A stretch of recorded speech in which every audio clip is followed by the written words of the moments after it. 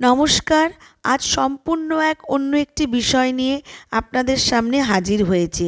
এখন আরজিকর আমাদের মুখে মুখে যে পৈশাচিক অমানবিক ঘটনা ঘটেছে তা মুখে আনতেও লজ্জা করে। আমরা কোন সমাজে বাস করছি বলুন তো, যেখানে নিরাপত্তা দূরস্থানে? কোন সময়ের সন্ধিক্ষণে এসে পৌঁছেছি আমরা আজ, যেখানে আমরা মানুষ বলে পরিচয় দিতে ঘৃণাবোধ করছি? এই ঘটনায় অনেক প্রশ্নের পাহাড় জমে আছে, অনেক জটিলতার বাতাবরণ আছে। এই এত প্রশ্নের পাহাড় টপকে আসল জাস্টিস কি পাবো? ধিক্কার জানাই। আমরা হাসপাতালে যাই সুস্থ হতে, কিন্তু এখন হাসপাতালই তো মৃত্যুর কারণ হয়ে দাঁড়িয়েছে। জানি না এর পরিণতি কী। এখন মানুষের জীবনের মূল্যায়ন অর্থের বিচার দিয়ে হয়। খুব হতাশার সাথেই আজকের এই মিনি ব্লগটা শেষ করলাম।